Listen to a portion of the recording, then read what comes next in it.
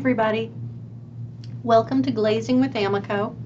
I'm Kara, and today's very exciting because I have new Celadon glazes, and I've talked to you about the new Celadon glazes, but today I'll actually be glazing with them and show you a little bit more and some of the tests that I've been doing.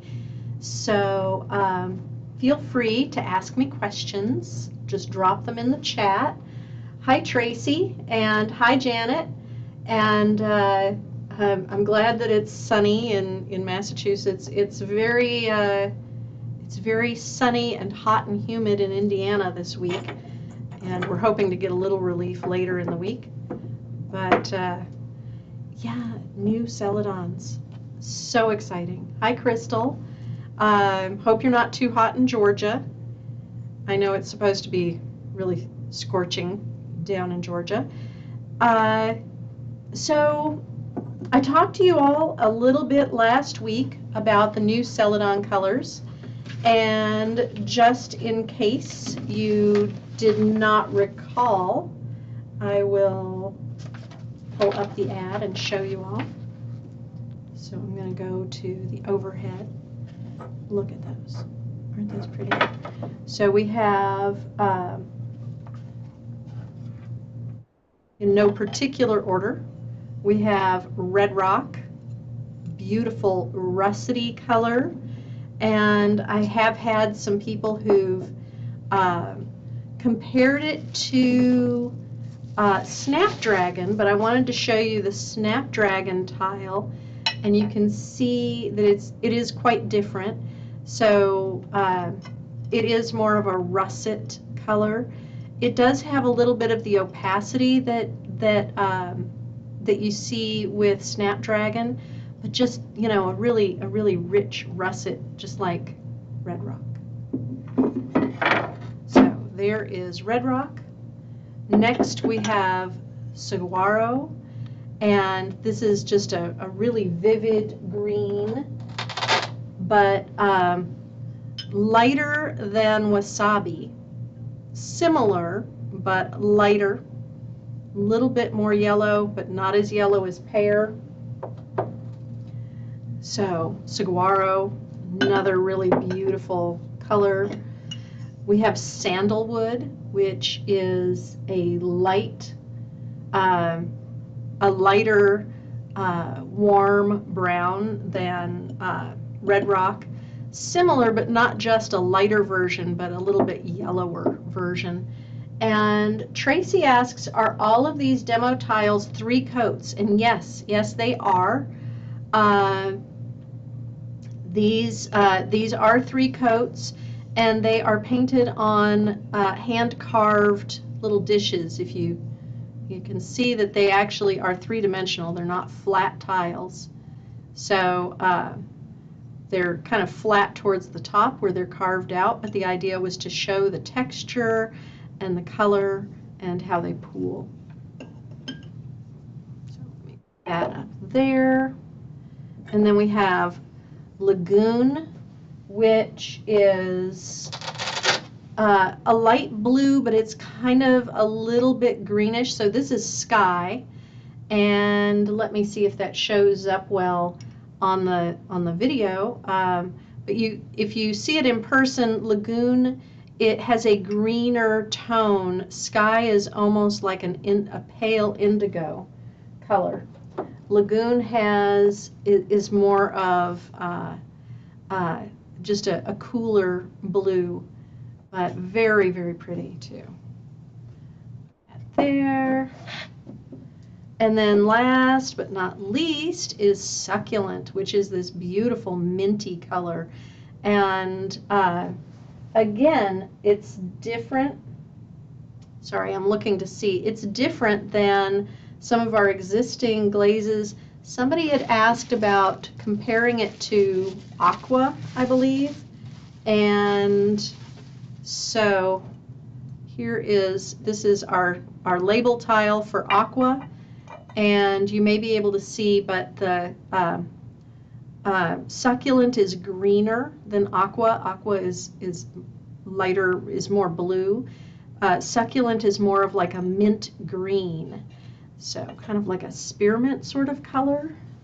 But really, you know, just adding more interest to all of these, all of the beautiful colors that we have in the Celadon range. So, yeah, they are gorgeous, just gorgeous. Blazing hot in northern Kentucky. Oh my gosh. So Judy asks what clay. All of these are on our 11M A-Mix white stoneware. That's an Amaco white stoneware. And so it really shows off the color of the glazes. If you put Celadons on a buff or a brown or a dark color clay, it will alter the color of the glaze because they are translucent. So if you want the color to be bright, you need to put it on a white clay body. If you're using a darker clay body and you want that white background, you might want to use a white slip underneath the glaze, or even several coats of white underglaze. So I did a couple other things. Can we get a true color sheet, mail, download, PDF anywhere? I think the colors change on your video. I know it is difficult to see on video just how accurate they are. We will not be, I don't anticipate that we're mailing out any color sheets.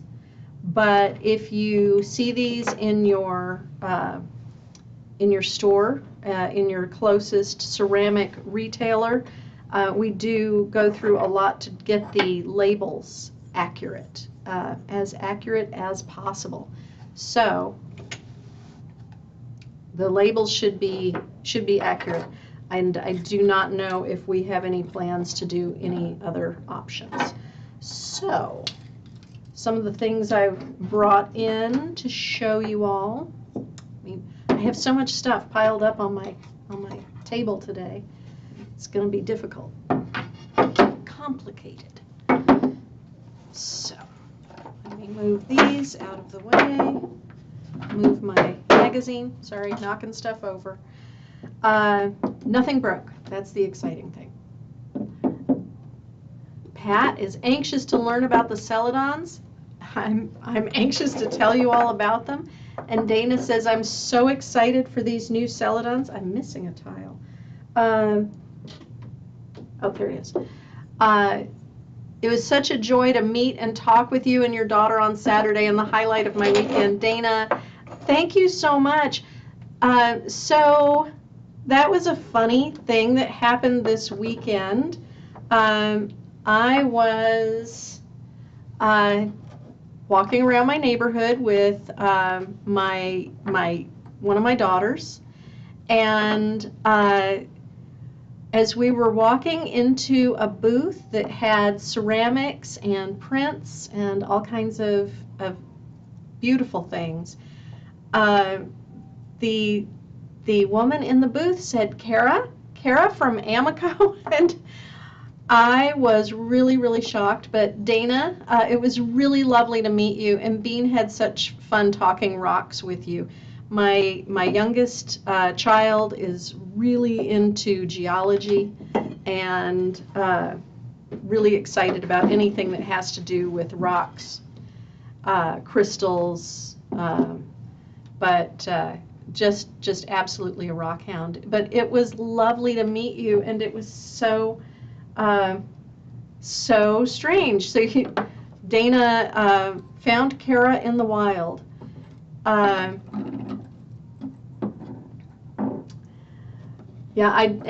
Diane asks, when will these arrive in Australia? I really love red rock. I like red rock. And I do not know. You will have to talk to your distributors. I know that we are doing pre-orders right now, so it may be a little bit. But let me show you some of the things I have. So what these tiles are is I just painted one coat of each of the new Celadons, and then I drew over them with my underglaze applicator with kind of a leaf motif, and then I went over the top with 2 coats of mixing clear. And so you can see that the colors, you know, they stay the same under the mixing clear, but just a little bit lighter. So the colors don't change, just a little bit lighter. And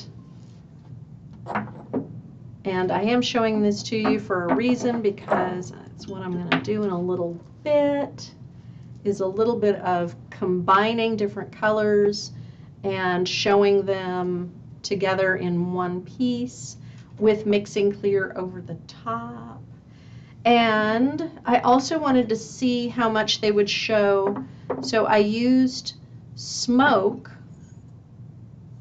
no, not smoke, charcoal, C5 charcoal, and I brushed it on and then washed it back, just sponged it back so it just stayed in this texture, and then I put 2 coats on the bottom part, 3 coats on the top part, to see how much of the charcoal would show through. And it does show a little bit.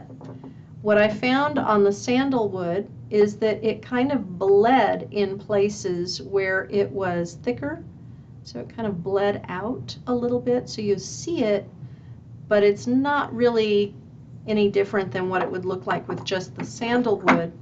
And then with the Lagoon, it's almost invisible. You can barely make it out. It's a little bit darker, not a lot darker. So an option for doing textured pieces where you want to really make the texture pop is to use a darker colored Celadon, like the charcoal or obsidian, and paint it into your texture and then sponge it back and then put a lighter, more translucent color over it. So sometimes it obscures it a little bit. Some of the colors, like sandalwood, red rock, are a little bit more opaque, so keep that in mind. And then I tried sandalwood with honey flux over it, and I thought that was just a really pretty caramel apple kind of look. And then this is red rock with seaweed over it. And hang on a moment, I'm going to bring these up close. Let's see if I can show you. It's hard to see. Lots of reflection. So I am still working on getting cameras that can do better close-ups. So Maggie said, I'd like to see sandalwood and tangelo side by side. So let me see. Nope, that's poppy. I don't have tangelo with me. They are different because tangelo is a bright orange. I'm looking to see if I have something that's tangelo. Because sometimes I do.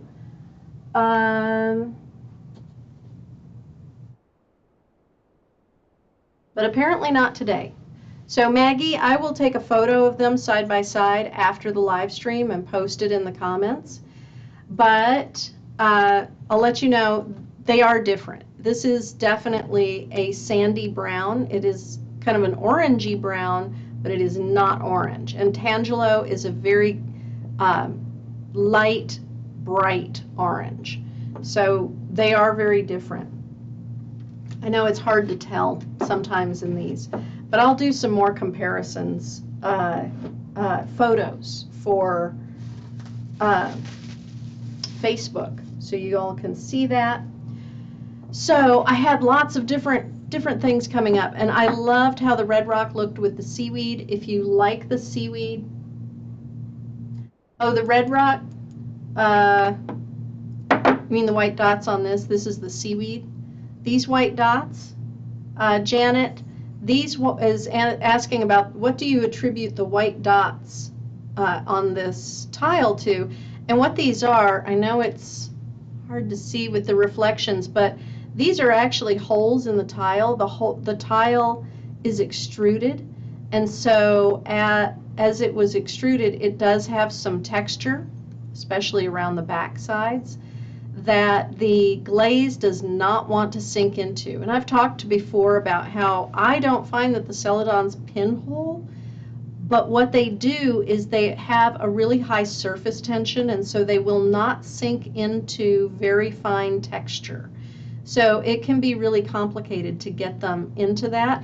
What I do when I have that kind of situation, and I can show you with this because this is a good example. I get that wet.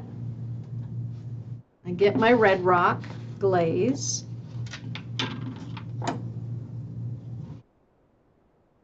And I'm just going to do this with a little bit on the lid so I'm not mixing it with the whole jar. But I make some very, very watery glaze. It's got glaze in it, but it's got more water in it than glaze. And I dab it into the dots and kind of push it in there. And if it doesn't want to sink, I will just keep dabbing. Dab, dab. Dab, dab, dab. Sometimes it doesn't want to go in, but usually it will sink in eventually. So the water is breaking the surface tension and letting enough of that glaze material sink into the hole so that when I refire this, it'll kind of draw the glaze into that hole. That's how I fix it.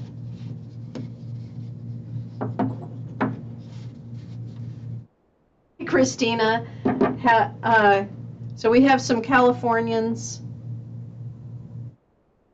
I hope that you guys aren't drowned yet. I know that having grown up in Southern California, I know that Californians are not accustomed to things falling from the sky, especially that wet stuff falling from the sky.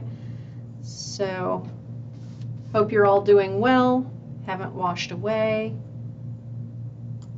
So, now that those are filled in, I can refire this and the glaze will fill in those holes. You see how I just kind of rubbed it off the outer surface so that it doesn't make like a big patch around it. And there we go. That's what I do for those holes. And that can happen when you have very highly textured pieces. And we may see some of it when I'm working on this today. So, over 3 inches on Sunday, Deborah. Oh my gosh, Ventura. I don't think Ventura's ever had that much rain. I think that's over a year's worth of rain in one storm. So I have this. This is a cheese board that was made by one of our marketing people. But we haven't glazed it, so I'm going to use some of the glazes that we have here today. And it has some leaf imprints. So I'm going to start with a little saguaro. So I'm going to do the technique that you see here with putting a little on, and then I'll draw some lines with the underglaze, and then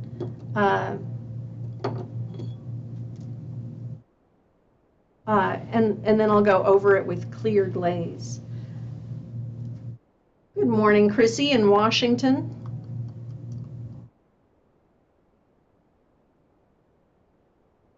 I'm impressed to see so many of you coming up, getting up early to watch this. I assume you're checking in with your coffee. And of course, you can always view these later if you miss them.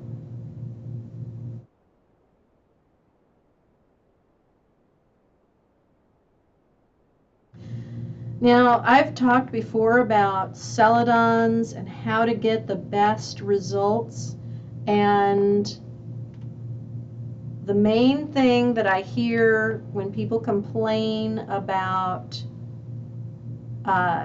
the only complaint I really hear about Celadons is trying to get them even when you're painting them on a smooth surface. And you have to remember, they are intended for textured surfaces. So that's what they like to do.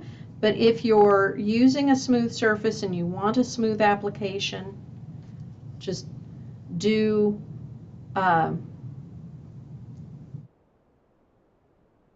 generous coats.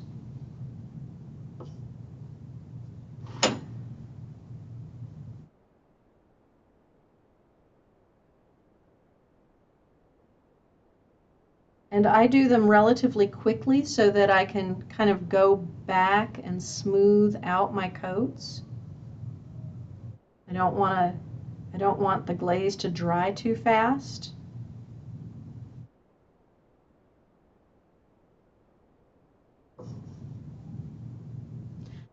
Oh, Natalie is tuning in from France. Got people everywhere. I love that. I have people here in Indianapolis and people all around the globe.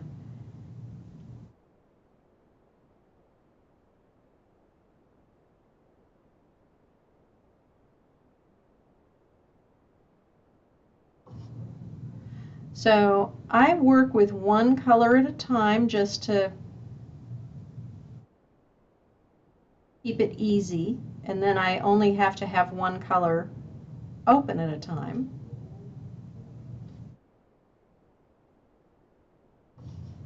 So I'm going to leave that for now, and I'm going to come in and do some with the Succulent. Christina asks, what's the color of the dish?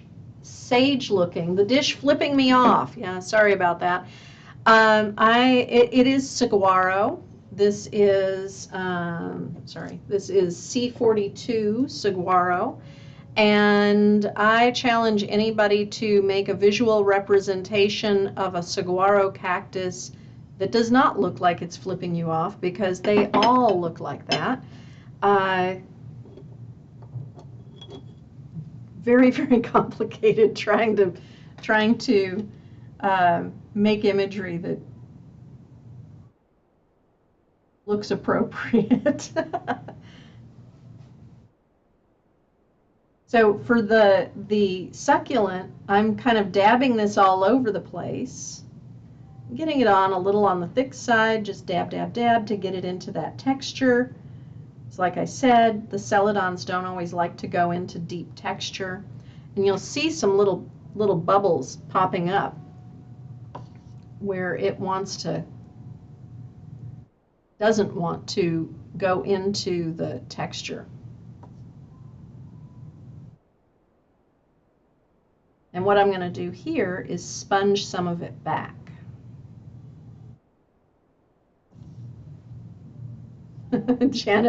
Janet enjoyed the humor of the saguaro. Well, I'm glad that somebody did. I really did feel challenged to make it not look like that, but I guess it still came out looking that way.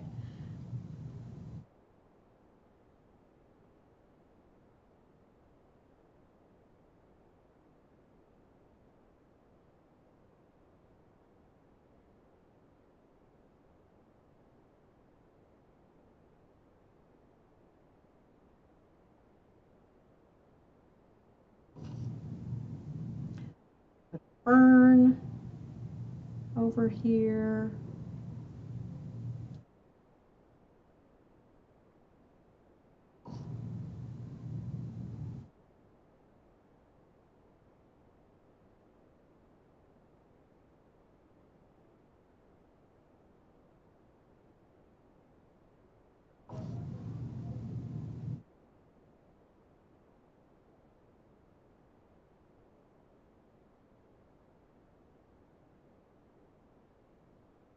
So when I'm doing this to be wiping back, I don't worry too much about my brush marks. I'm just trying to get the glaze into the texture. And so that's why I'm not really brushing so much as kind of like dabbing it into the texture.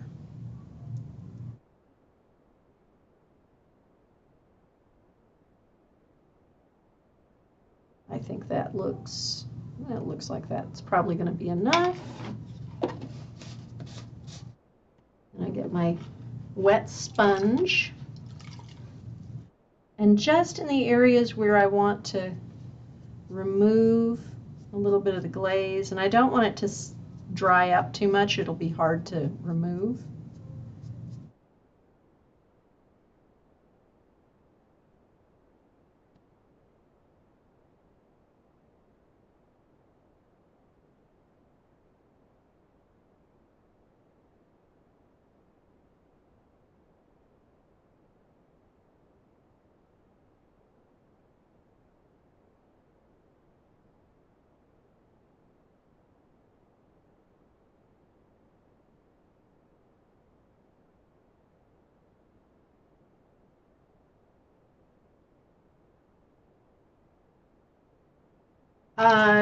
Betty asks, does Amaco have a showroom where there are glazed pieces? And yes, sort of. We have here at our facility, there is a storefront that is connected to our production facility.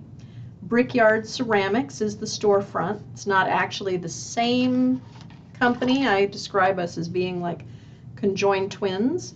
But if you go to Brickyard to do some shopping, you can ask to view the gallery, and you can enter the Amaco offices, which is where our gallery is located, and you can view artworks by a variety of artists and using Amaco products, as well as historical photos of the history of Amaco. Some of you may realize, you may have remember when we had our 100-year anniversary in 2019. Amaco was founded in 1919 here in Indianapolis by T.O. Philpott, who was a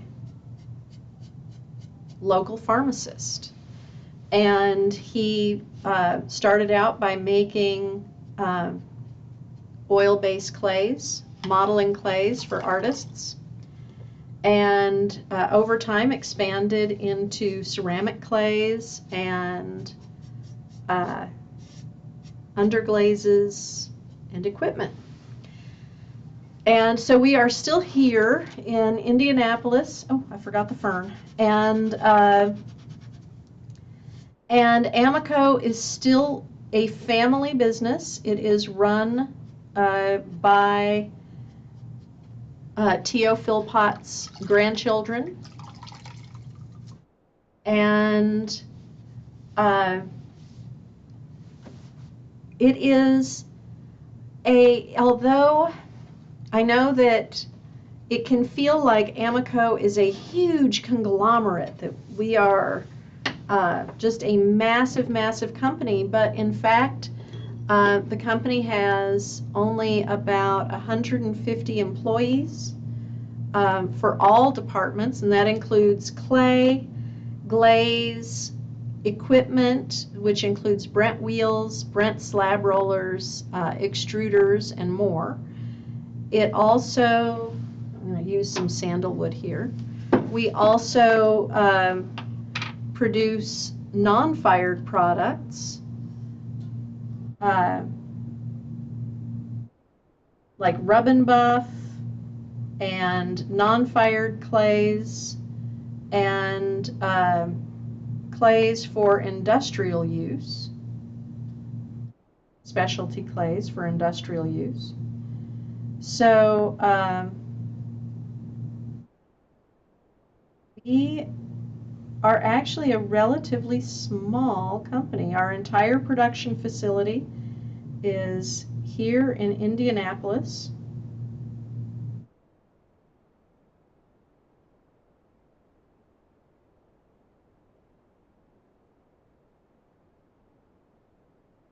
I'm just kind of dry brushing it.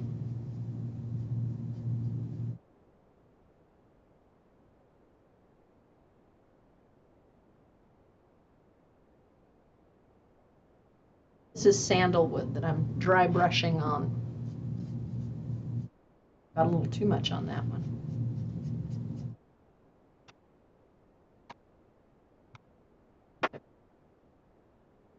That and re-glaze that section.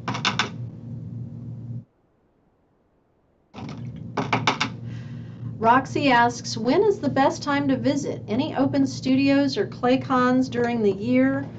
And Amaco does not currently have any events going on at our facilities that are open to the public, but Brickyard, the storefront, sometimes hosts artist events, and you'd have to call Brickyard and ask them if they have anything planned. They do have monthly raku firings. And the best time to visit if you want to view the gallery is to visit Monday through Friday between 9 and 4. And if you make arrangements in advance, you might be able to arrange a tour of the facility. It's not always possible, but sometimes it is possible to tour the facility, but prior arrangements do have to be made. But even without an appointment, you can usually see the offices where we have our collections, where we have our gallery collection.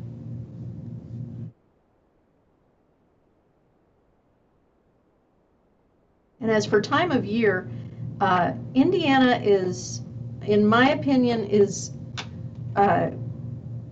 pretty decent all year round. But I think that the best time to visit is autumn or spring.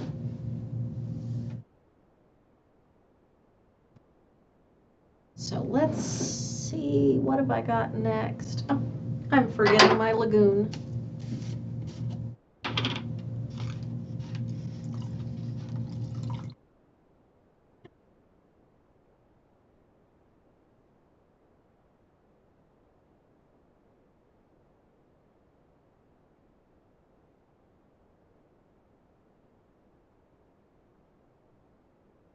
So I'm going to do, the flowers normally would have been yellow, but since I'm working with all the new Celadons, I'm going to do them in blue.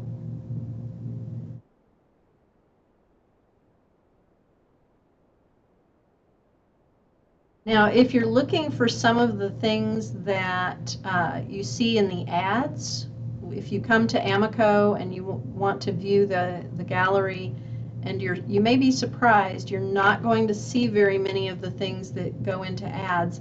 A lot of those things go out to shows, so our sales department usually has them. They take them with them.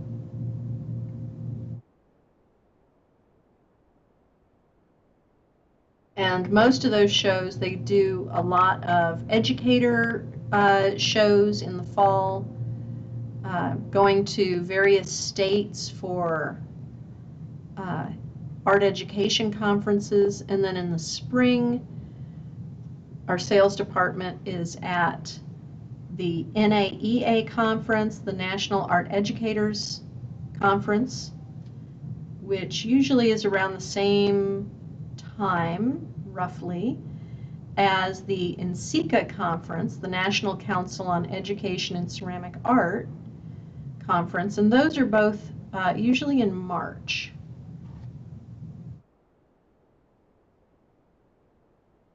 Occasionally they're outside of that time frame, but normally.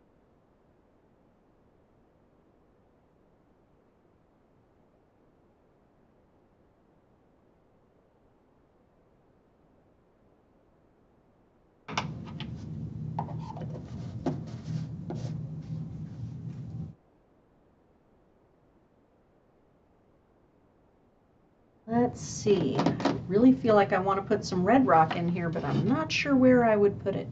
So I think I may just do some little dabs of red rock around the edges. Roxy Sue says, I know Dick Lehman is in Goshen, Indiana. Yes, that is quite a ways north of us. I mean, not crazy far, but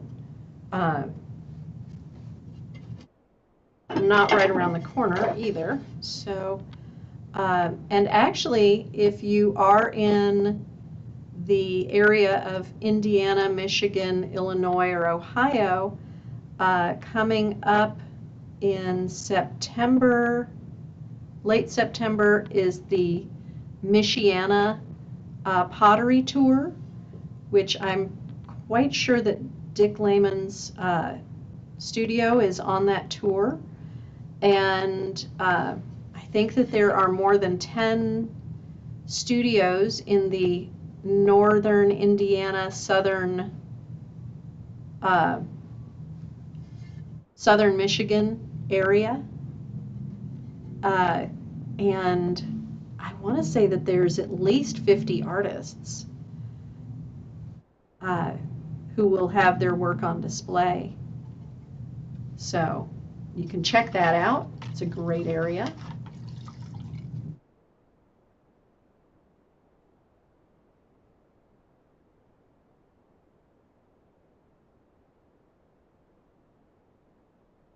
So now this is just a clean, wet sponge. So I'm kind of softening that red rock around the edges. And I missed a leaf right in here, so I'm going to go back and put some more color on that one. Not sure if I want to use the Saguaro or if I want to use the Succulent. I think I'm going to go with the Saguaro.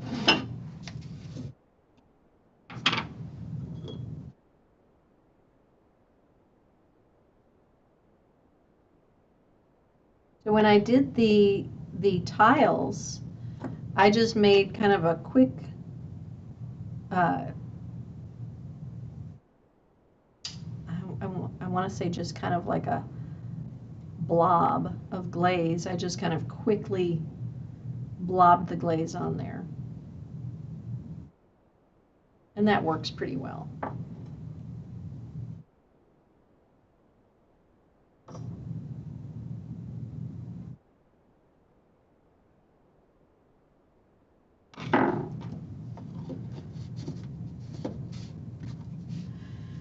So I have today, I have shown you all some samples of,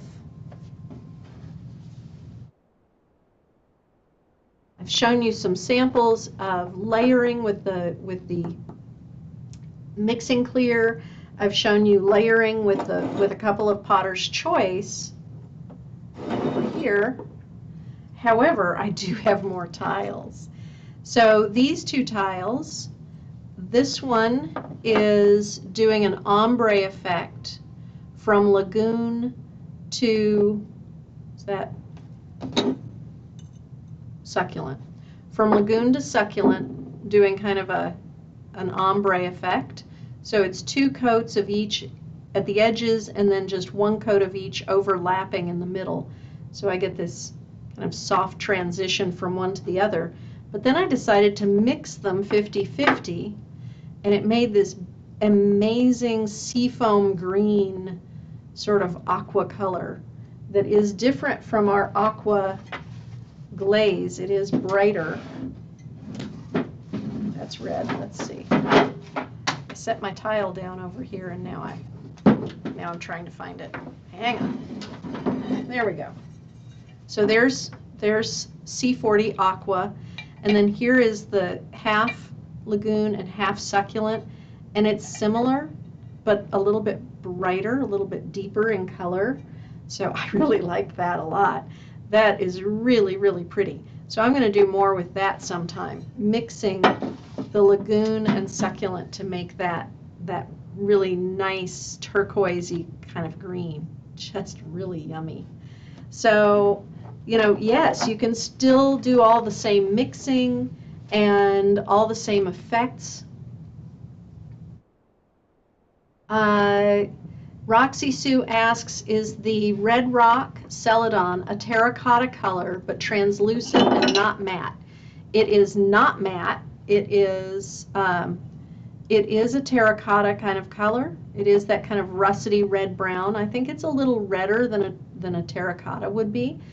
And it is semi-translucent, so it's not truly translucent, but it is more translucent than not. So that is one of my favorites too. So I'm gonna have my underglaze applicator. I'm gonna draw some lines around some of these. Come on! So I have a needle that I use to keep this open, but even so, sometimes it doesn't want to. There we go. Sometimes it really doesn't want to draw. Oh, and then it all comes out at once. So clearly I had a clog.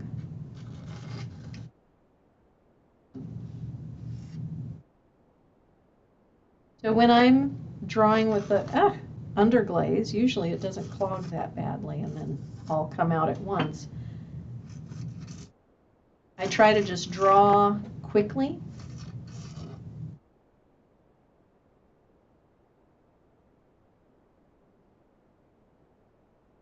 It looks more natural if you do it fast.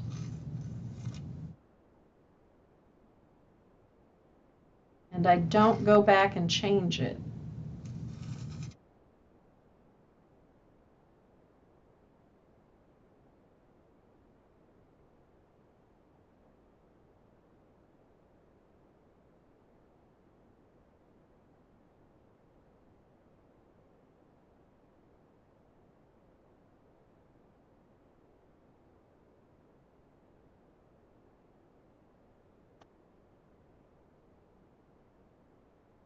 And I don't try to be perfect on these. I think that it is more charming, more cute to be kind of loose.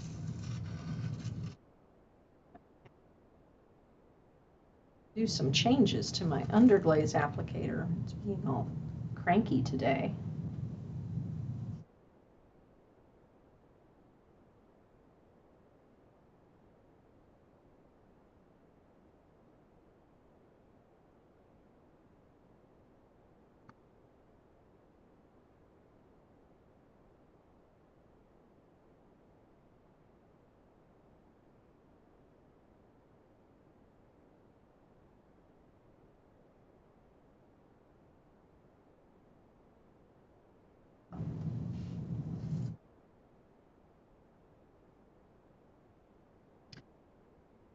I think that's going to be it for the lines. John asks, how can I be an Amaco distributor? I'm from Mexico. John, go on our website, amaco.com, go to the very bottom, and you will see a button that says, or a line that says contact us, and contact our international sales coordinator, Diana Ferris, and she will discuss distributorship with you. So, wow, this has been a long one. So my next step is going to be finding my mix and clear over here. And I'm going to brush it over the entire piece, all of it, whole thing, and then fire it to cone 5. But I think that I'm going to have to do that off camera because this has gone very long. And I will show it to you next week. So thanks again, everybody, for joining me on my clay journeys and for glazing with me. And I really appreciate everybody showing up every week. Thank you and happy glazing.